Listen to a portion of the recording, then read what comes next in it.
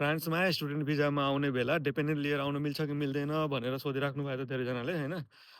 Dependent सुरुमै लिएर आउनु मिल्दैन फ्रान्समा। तपाईँको यहाँ आइसकेपछि केही दिनपछि तपाईँले डिपेन्डेन्टको लागि अप्लाई गर्न सक्नुहुन्छ।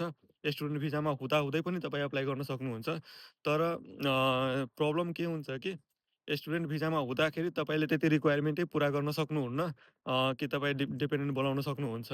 लाइक यिनीहरूको रिक्वायरमेन्ट अब इन्कम त्यही हिसाबको हुनुपर्यो ताकि तपाईँ डिपेन्डेन्ट लिएर आउनुभयो भने डिपेन्डेन्टको खर्च तपाईँले म्यानेज गर्न सक्नुहुन्छ होइन।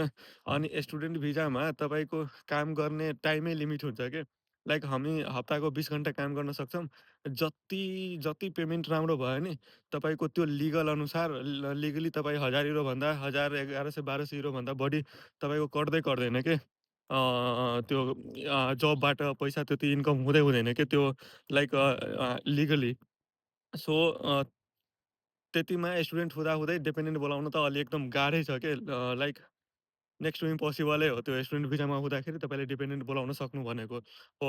डिपेन्डेन्ट पछि बोलाउन सकिन्छ लाइक अब तपाईँको कलेज सकियो होइन, पढाइ सकियो अनि त्यसपछि तपाईँ वर्किङमा चेन्ज गर्नु। वर्किङमा चेन्ज गरिसकेपछि अनि तपाईँले त्यसपछि बल्ल डिपेन्डेन्टको लागि अप्लाई गर्नुभयो भने सजिलो हुन्छ। त्यस्तो गाह्रो पनि छैन तर त्यही हो आफ्नो भिजा यहाँ वर्किङमा चेन्ज गर्न पनि अब टाइमै लाग्छ। डिग्री सकिसकेपछि फेरि कसैले स्पोन्सर गरिदिनु पर्यो, त्यसपछि वर्किङमा चेन्ज गर्नु पर्यो अनि त्यसपछि बल्ल तपाईँले डिपेन्डेन्टको लागि अप्लाई गर्न सक्नुहुन्छ होइन।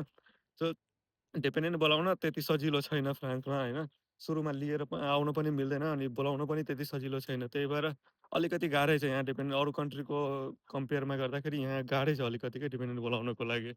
अरू कन्ट्रीमा त एकदम हुन्छ नि सँगै लिएर जान पनि पाइन्छ या गएको केही दिनमा बोलाउन सकिन्छ। यहाँ चाहिँ छैन। यहाँ चाहिँ तपाईँको के हुन्छ कि लाइक लिटरली यति धेरै लेन्थी प्रोसेस हुन्छ नि डिपेन्डेन्ट बोलाउनको लागि कि एकदम गाह्रो हुन्छ कि स्टुडेन्ट भिजामा त लास्टै गाह्रो हो डिपेन्डेन्ट बोलाउनको लागि हो। पछि वर्किङमा चेन्ज भएपछि अलिकति सजिलो हुन्छ।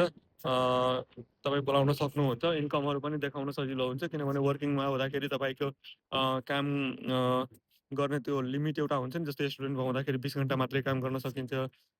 योभन्दा बढी काम गर्न सकिँदैन अनि त्यति 20 घन्टामा तपाईँ कति इन्कम देखाउनुहुन्छ त्यो त यत्तिकै इलिगल भइहाल्छ होइन।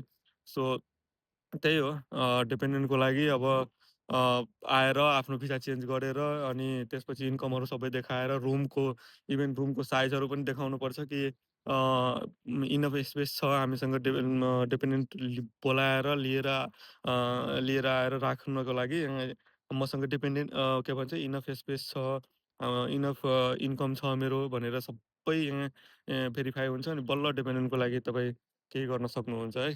सो डिपेन्डेन्टको लागि त्यही हो बोलाउन सक्नुहुन्छ तर अलिकति प्रोसेस चाहिँ लेन्दी छ। स्टुडेन्ट भिजामा हुँदाहुँदै तपाईँ बोलाउन सक्नुहुन्न। अलिकति गाह्रो छ।